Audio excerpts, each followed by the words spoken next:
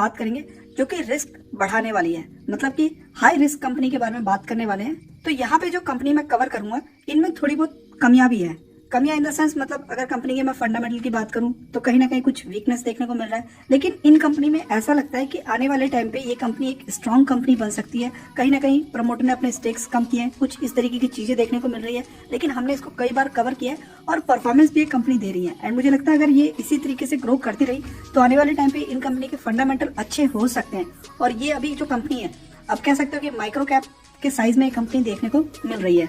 तो अगर आप इन कंपनी के इन्वेस्टर हैं तो इन कंपनी को टाइम टू टाइम आपको वॉच करना चाहिए, क्योंकि इनके फंडामेंटल बहुत ज्यादा स्ट्रांग नहीं है, लेकिन सेल्स मैं देखूं तो वो कंपनी के कंटिन्यू ग्रो कर रहे हैं। और सेल्स एंड प्रॉफिट अगर कंटिन्यू ग्रो करते हैं तो कंपनी के सारे फंडामेंटल अच्छे हो जाते हैं। तो चलिए एक एक करके कंपनीज को देख लेते हैं, जिसमें सबसे पहली कंपनी है सिगाची इंडस्ट्री। इसके बारे में हमने कई बार कवर किया है। अगर देखा जाए तो 350 पे अभी प्राइस देखने को मिल रहा है। लास्ट इसका 300 से बिलो काफी लंबे समय तक ये स्टॉक ट्रेड हुआ था। यहाँ पे अगर हम देखेंगे तो 300 से बिलो बहुत बार इसने स्टॉक ट्रेड किया था और 250 के लेवल पे हम लोगों ने इस पे बॉटम फिशिंग की थी और इसको लेकर मैंने कई बार वीडियो अपलोड किया है इस चैनल पे।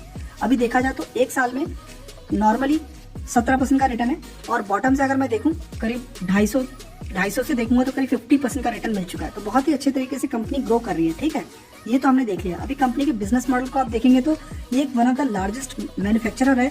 माइक्रो क्रिस्टलाइन सेलुलस बनाती है वर्ल्ड वाइड में। ये एक मतलब आप कह सकते हैं कि फार्मा इंडस्ट्री में यूज किया जाता है। इस तरीके की केमिकल है जो कि लार्जेस्ट उसकी मैन्युफैक्चरर है। और इसके पास अगर हम लोकेशन की बात करें तो तेलंगाना एंड गुजरात में देखने को मिल रहा है। यहाँ पे इसके फंडामेंटल देखोगे तो 1000 करोड़ की कंपनी है। ठीक है, वैल्यूएशन भी कंपनी का अच्छा है। ठीक है, अब कंपनी का आरओई मैं देखूं एंड आरओसी देखूं तो वीक तो नहीं है बट ओके है। 15 एटलीस्ट हम कह सकते हैं कि अगर कंपनी 15 की आरओई दे रही है हमें तो वहां पे हम उस कंपनी को भी ओके कह सकते हैं। ओके कह सकते हैं। अगर 20 से ऊपर है तो वो कंपनी अच्छी मानी जाएगी और जैसे जैसे थोड़ा नीचे जाएगा वैसे वैसे कंपनी को आप एज अ ओके मतलब एज अ थोड़ा बहुत रिस्की उसको ट्रीट कर सकते हैं। आगे और भी कुछ इसके फंडामेंटल अगर हम देखें तो कंपनी में प्रमोटर की होल्डिंग जो है वो 48% की देखने को मिल रही है। फॉरेन वालों की होल्डिंग जो है वो 0.05 है और बाकी किसी की होल्डिंग नहीं है। डोमेस्टिक बाकी पब्लिक की होल्डिंग है 51%, मतलब प्रमोटर से ज्यादा पब्लिक की होल्डिंग है यहाँ पे। और डेट टू इक्विटी भी कंपनी का ठीक है। यहाँ पे कंपनी में जो प्रमोटर की होल्डिंग है वो 48% है। ठीक है, फॉरेन वालों की होल्डिंग कंटिन्यू इस कंपनी से रिड्यूस हो रही है, मतलब कि कम हो रही है। तो ये एक रिस्क फैक्टर है, इसको हम एक रिस्क फैक्टर ट्रीट कर सकते हैं। और डोमेस्टिक वालों की भी इसमें होल्डिंग थी वो भी निकल चुके हैं और पब्लिक वालों की होल्डिंग इसमें 51 बढ़ गई है। तो ये एक रिस्क साइन इसको माना जाता है, जहां पे प्रमोटर की होल्डिंग तो कम है ही और वो पहले से अगर देखा जाए तो बढ़ा रहे हैं स्टेक, लेकिन इन दोनों के स्टेक बिल्कुल चले गए, मतलब ना के बराबर हो रहे हैं और पब्लिक स्टेक कंटिन्यू बढ़ रहा है। तो इसको हम ऐसा रिस्क कैटेगरी में ट्रीट कर सकते हैं और इसको कंटिन्यू हम स्टडी इसलिए करते हैं क्योंकि कंपनी के सेल्स एंड प्रॉफिट कंटिन्यू बढ़ रही है। 129 से 300 करोड़ की सेल्स पे कंपनी आ चुकी है, मतलब हम देख रहे हैं कि कंटिन्यू ग्रोथ है। और प्रॉफिट का चार्ट भी अगर मैं देखूं तो 19 करोड़ का प्रॉफिट कंपनी 43 पे लेके आ चुकी है और इसी वजह से जो रिटर्न था वो हम लोगों को अभी देखने को मिल रहा है। तो आपकी अगर इसमें इन्वेस्टमेंट होती है तो कैलकुलेशन आपकी ऐसी होनी चाहिए कि वो पैसा अगर नीचे स्टक भी हो जाता है तो आप उस पैसे को देख सकें। ऐसा ना हो कि बड़े पैसे को लगा के आप स्टक हो जाए, आप ये सोचिए कि मेरा बहुत बड़ा पैसा इसमें लगा दिया है। क्योंकि सिगाची इंडस्ट्री अगर हम लोग देखें तो 1000 करोड़ की कंपनी है। एक मतलब एक बहुत ही स्मार्ट इन्वेस्टर ने मुझे रिप्लाई में क्या बोला कि सर अगर ये 1000 करोड़ की कंपनी है और ये अगर एक माइक्रो कैप है ना, साइज देखिए कितने 1000 करोड़। ओके, और ये कंपनी क्या बना रही है, one of the largest manufacturer of micro crystalline cellulose. अगर कोई बड़ी कंपनी, कोई ऐसी कंपनी जिसके पास पैसा आ जाए एंड वो R&D करे, तो अगर वो ये केमिकल बनाती तो इससे वो बिजनेस चला जाएगा। ये उन्होंने बात बोली। तो इस बात को लेके दो बातें हैं। देखो, या तो बिजनेस चला जाएगा लेकिन जो इसके साथ क्लाइंट जुड़ा हुआ है वो इतना जल्दी नहीं जाएगा, क्योंकि इसमें क्या होता है कि जब आप किसी क्लाइंट के साथ आप मतलब एक एग्रीमेंट बनाते हो कि हाँ भाई हमने आपसे केमिकल लेना है, तो वो उसकी टेस्टिंग करता है। क्लाइंट पहले उसके सैंपल मंगाएगा, उसकी टेस्टिंग करेगा, उसके ऊपर रिसर्च करेगा वो कि इसका प्रोडक्ट सही है कि नहीं है। तो इसमें बहुत मतलब क्वालिटी टेस्टिंग बहुत पैसा खर्च होता है, तो इतना जल्दी कोई मूव नहीं करता है। और कोई दूसरा आएगा तब की तब हम देखेंगे। अभी फिलहाल मुझे इसके ऊपर कोई मतलब ऐसा नहीं नजर आ रहा मार्केट में कोई और अल्टरनेट ऐसी कोई कंपनी है, और ऐसी कोई कंपनी है जो कि इस तरह की केमिकल बना रही, तो आप मुझे जरूर कमेंट में बताइए। अभी तक तो ये one of the largest company है। तो किसी को अगर इसका रिस्क जिन्होंने मुझे बताया तो मैं उनका यही आंसर दूंगा कि एज सच अभी कोई कंपनी को प्रॉब्लम नहीं है इसके केमिकल बनाने वाले प्रोडक्ट से। देन इसके बाद जो नेक्स्ट है उसका नाम है ज़ोडिएक एनर्जी। ये क्लीन एनर्जी से बिलोंग करती है। ये भी एक माइक्रो कैप है। 126 पे हम इसका प्राइस देख रहे हैं। अभी इसमें अच्छी चीज क्या है, बुरी चीज क्या है, उसको हम आगे कवर करेंगे। 21 में आई है, 250% का रिटर्न है। रिटर्न के मामले में मतलब अगर हम लोग सिर्फ इसको देखें और इसको देखें तो हर कोई ये बोलेगा काफी अच्छे रिटर्न कंपनी ने दिए हैं। लेकिन इसके रिटर्न सिर्फ हमें उसी टाइम पे मिल गए थे। 22 के जन तक पूरे रिटर्न कंप्लीट हो गए थे, 150 का लेवल टच हुआ था, और 22 से लेके अभी तक कंपनी ने कोई रिटर्न नहीं दिया। और एक साल कंप्लीट हो गया, एक साल नहीं 1.5 साल हो गया, क्योंकि जनवरी 22 से 23 एक साल एंड अभी सितंबर, तो 1.5 साल कंप्लीट हो गया कंपनी का और कोई रिटर्न नहीं है। अभी इस कंपनी की देखिए स्ट्रॉन्ग बात पता क्या है कि ज़ोडिएक एनर्जी जिस फील्ड में काम करती है, इस फील्ड की मार्केट में बहुत ज़्यादा रिक्वायरमेंट हो गई है। 2 डिकेड से कंपनी काम कर रही है, लगभग 20 साल हो गया इसको, जो कि vertical of power generation spectrum वगैरह प्रोवाइड करती है, टर्न की सॉल्यूशन प्रोवाइड करती है from a concept to commissioning of power plant. तो ये बेसिकली एक एनर्जी प्रोड्यूसर है जो कि सोलर से एनर्जी वगैरह प्रोड्यूस करती है। अगर हम लोग आगे देखें तो मार्केट कैप बहुत ही अच्छा देखने को मिल रहा है, एक माइक्रो कैप है जो कि रिस्की है, तो जिसमें हम लोग अच्छा ही मानते हैं। वैल्यूएशन देखेंगे तो ठीक है, वो तो डिपेंड करता है कि किस तरीके से इसको ट्रीट किया जा रहा है। आरओई एंड आरओसी देखूं तो यहाँ पे थोड़ा वीक है, अगर आप वारी के साथ कंपेयर करोगे तो ये दोनों यहाँ पे वीक है और इसको हमें एक्सेप्ट करना ही पड़ेगा। कंपनी के अगर हम लोग प्रमोटर होल्डिंग देखेंगे तो यहाँ पे ये काफ़ी अच्छी चीज़ है, प्रमोटर को अपनी कंपनी में भरोसा है और कोई भी शेयर्स गिरी नहीं है, तो ये काफ़ी अच्छी चीज़ यहाँ पे देखने को मिल रही है। फॉरेन वालों की होल्डिंग नहीं है, डोमेस्टिक की भी होल्डिंग नहीं है, बाकी जो है पब्लिक की है।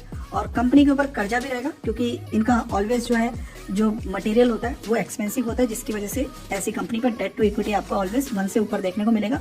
और किसी रिन्यूएबल वाली कंपनी का अगर 1 से बिलो है तो समझ लो वो तो वैसे ही मतलब प्रॉफिटेबल बिजनेस के साथ आगे बढ़ रही है, उसको कोई टेंशन ही नहीं है, उसके ऊपर कर्जा ही नहीं है।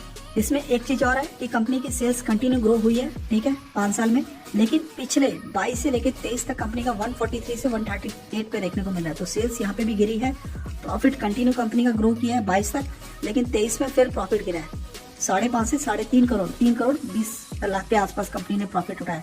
तो रिस्क रिवॉर्ड के साथ हमें इसमें भी चलना होगा। मुझे इस कंपनी में पोटेंशियल नजर आता है, इसीलिए मैं इसको चैनल पे कवर करता हूँ। इसके भी फंडामेंटल अच्छे हो सकते हैं क्योंकि ये आज सेल्स कम हुई है तो इसका मतलब ये नहीं कि ऑलवेज सेल्स कम होगी, पहले भी इसने सेल्स बना के दिया है। और अच्छी बात क्या है कि इसके पास भी काफी बड़े नामी कंपनीज हैं जिनके लिए काम कर रही है, जैसे कि आपने होंडा का नाम सुना होगा, आपने ज्योति रेसेंस का नाम सुना होगा। इनके जो प्लांट है ना, मतलब अगर इनके वेयर हाउसेस की बात करूँ तो उसके जो रूफ टॉप की अगर हम बात करें तो उसका काम इसने कंप्लीट किया है। तो ऐसे बिजनेस के साथ अगर हम चल रही है कंपनी तो फ्यूचर में ये स्ट्रांग बन सकती है। अभी फिलहाल इसके कुछ फंडामेंटल हमें वीक देखने को मिल जाते हैं, जिसकी वजह से रिस्क जो है हमारा कैलकुलेटेड रिस्क होना चाहिए। देन इसके बाद बात करेंगे एचपी एडिसिव्स, जो कि पीडीलाइट से नहीं बोलूंगा क्योंकि पीडीलाइट के पीछे है ज्योति, ज्योति के पीछे है एचपी एडिसिव्स, बट इसमें और इसके प्रोडक्ट में थोड़ा डिफरेंस है। इसके प्रोडक्ट थोड़े इंटरनेशनल स्टैंडर्ड को फॉलो करते हैं, जिसमें ये एडिसिव्स वगैरह प्रोवाइड करती है और बहुत ही स्ट्रॉन्ग सीलेन वगैरह जो यूज किए जाते हैं उधर के लिए प्रोडक्ट वगैरह बनाती है। जैसे कि 500 रुपये में भी इसका प्राइस है और इसका भी अगर आप रिटर्न देखेंगे तो 21 से लेके अभी तक सिर्फ 25% का रिटर्न है, लेकिन गिरावट से अगर आप देखेंगे तो कितना है, नियर अबाउट 50% से ज़्यादा रिटर्न है। ये इस तरीके का रिटर्न मिला हुआ है। इस कंपनी को भी हमने कई बार कवर किया है। अभी अगर आप देखेंगे तो कंपनी मैन्युफैक्चर करती है wide range of consumer adhesive sealant such as PVC के लिए हो गया, सीपीवीसी, यूपीवीसी, सॉल्वेंट सीमेंट हो गया। यहाँ पे यूज होने वाले जो है एडिसिव्स वगैरह ये कंपनी प्रोवाइड करती है। उसके अलावा यहाँ पे सिलिकॉन सीलेंट हो गया, ये सब कंस्ट्रक्शन सेक्टर में यूज होता है। कंस्ट्रक्शन सेक्टर में बेसिकली सारी चीजें यूज होती है। यहाँ पे देख सकते हैं product for drainage and architectural solution, तो ये बेसिकली हमारे पूरे आर्किटेक्चरल के लिए मतलब जो भी हमारा आर्किटेक्चर तैयार हो रहा है वहाँ पे यूज किया जाता है। अभी इसका मार्केट कैप जो है सिर्फ 900 करोड़ का है और वैल्यूएशन देखिए कैसे एक्सपेंसिव होता ही जा रहा है, 61 की वैल्यूएशन पे है, क्योंकि इसको फ्यूचर को देख के इसमें पैसा लगाया जा रहा है। ये एक बहुत बड़ी बात है। पीई में हम लोग ऐसा सोचेंगे कि करेक्शन होगा, तो नहीं, जब से ये कंपनी आई तब से एक्सपेंसिव है। आरओई एंड आरओसी कंपनी का वीक है, ये वीक है क्योंकि 10 से भी बिलो चला गया, लेकिन ये कंपनी माइक्रो कैप है, तो धीरे जब ये कंपनी 2-3 हजार करोड़ की होगी, जब बड़ी होगी तो ये धीरे धीरे स्ट्रांग होगा। उसके लिए कंपनी को प्रॉफिट बनाना पड़ेगा, प्रॉफिट नहीं बनेगा तो आरओई एंड आरओसी नहीं बना पाएगी कंपनी, और उसके लिए प्रॉफिट में ग्रोथ होनी चाहिए। प्रमोटर होल्डिंग कंपनी की काफी अच्छी देखने को मिल रही है, 70%। फॉरेन वालों के स्टेक अभी देखेंगे कि क्या किया इन्होंने, डोमेस्टिक के भी स्टेक देखेंगे कि मतलब क्वार्टरली बेसिस इन्होंने क्या किया इस कंपनी में। प्लेज कोई नहीं, अच्छी बात है। बाकी डेट टू इक्विटी कंपनी के ऊपर कोई कर्जा भी नहीं है। अब यहाँ पे अगर आप देखेंगे तो प्रमोटर की होल्डिंग तो ठीक है 71 है, लेकिन फॉरेन वालों की होल्डिंग कम होते होते होते मार्च में बिल्कुल खत्म हो गई थी, देन अभी जून में वापस इसमें बढ़ा है। तो ये इसी तरीके की कंपनी है, मतलब बड़ा वॉलेटाइल वाला है, मतलब किसी को पसंद आया तो बाय कर लिया और नहीं पसंद आया तो सेल कर दिया। इस तरीके से कंपनी का भी पूरा फंडामेंटल है। डोमेस्टिक वालों की रडार पे कंपनी आई है और बहुत तगड़े तरीके से आई है, 2% के सीधा स्टेक उन्होंने बाय किए, एंड पब्लिक वालों की होल्डिंग इसमें 26 है।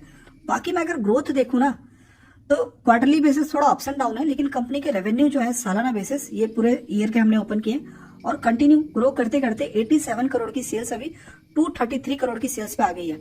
और प्रॉफिट अगर आप देखेंगे तो ये जो वॉलेटिलिटी है ना, यही मुझे इस कंपनी में रिस्क मतलब देखने को मिल रहा है। तो इसमें भी कैलकुलेटेड, इसलिए मैंने कहा ये जो कंपनी मैं बता रहा हूँ इनमें कुछ ना कुछ आपको कमी देखने को मिलेगा। ऐसे वॉलेटाइल में हम पैसा नहीं लगाते, आपको भी पता होगा, लेकिन थोड़ा सा ध्यान से देखिए। ये वाला टाइम आपको भी पता है, यहाँ पे आप कंपनी को कह सकते हैं कि एक्सेप्शनल केस है, यहाँ पे हम छोड़ सकते हैं, ठीक है। कोविड का टाइम था, उसके बाद कंपनी के प्रॉफिट देखिए 10, फिर एकदम से डाउन हो गया, देन वापस 10 पे आ गया। तो इस वजह से इसमें फॉरेन वाले भी उसी तरीके से इन्वेस्टमेंट करते हैं और रिटेल को भी उसी तरीके से ट्रीट करना चाहिए। बड़ा पैसा नहीं, कैलकुलेटेड इसमें आगे बढ़ना चाहिए अगर आप इसको पसंद करते हैं। इस कंपनी की अगर मैं क्वालिटी की बात करूं तो दोस्तों इंटरनेशनल स्टैंडर्ड को फॉलो करती है। मुंबई में इसका कैपेक्स प्लान चल रहा है, ये और बड़े लेवल पे अपना जो है प्रोडक्शन करने वाली है। तो प्रोडक्ट में कमी नहीं है। हाँ, प्रॉफिटेबल बिजनेस नहीं होगा तो पैसा बनेगा नहीं। तो वो जिस तरीके से वो प्रॉफिट बन रहा है उसी तरीके से कंपनी का शेयर चार्ट हम लोग को यहाँ पे देखने को मिल रहा है। तो इसमें भी कैलकुलेटेड रिस्क। देन उसके बाद नेक्स्ट जो है वो है हाईटेक पाइप।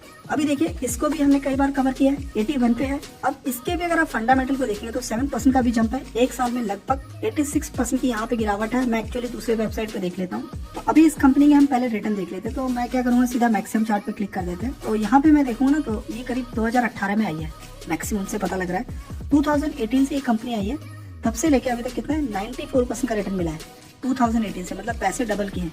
लेकिन थोड़ा सा अगर हम इसको थोड़ा सा डीपली देखें ना तो 20 से लेके अभी तक, 20 से लेके अभी तक, यहाँ पे अगर मैं सेलेक्ट कर रहा हूँ तो नहीं होने दे रहा, बट हम देखेंगे तो 800% का रिटर्न देखने को मिल रहा है। तो बॉटम से लेके अभी तक ऐसा इसलिए है, इस कंपनी का भी सेंटीमेंट जो है वो पॉजिटिव है। फंडामेंटल कंपनी के स्ट्रांग नहीं है, मतलब इसमें जो पैसा आ रहा है वो इसलिए लगाया जा रहा है क्योंकि ये कंपनी जो है इंडिया के इंफ्रा में बहुत बड़ा इसका योगदान है। जैसे कि बुलेट ट्रेन है, सबसे बड़ा मेगा प्रोजेक्ट इंडिया का बुलेट ट्रेन। और आपको तो ट्रेन का आपको न्यूज़ पता चल ही गया होगा कि इंडिया भी पूरे वर्ल्ड को ही सर्व करने वाली है, सऊदी को सर्व करने वाली है। तो आप देखते जाइए किस तरीके की न्यूज़ आते हैं। तो बुलेट ट्रेन को ये सर्व कर रही है, मतलब उसके जितने भी स्टील वाला जो काम होगा, ट्रेन की बात नहीं कर रहा हूँ, उसके पूरे कंस्ट्रक्शन जो लाइन वगैरह जो यूज़ होने वाले, लाइन के बॉर्डर में जितना आप देखेंगे वो सब जगह यूज़ होने वाला, बहुत जगह यूज़ होता भी है।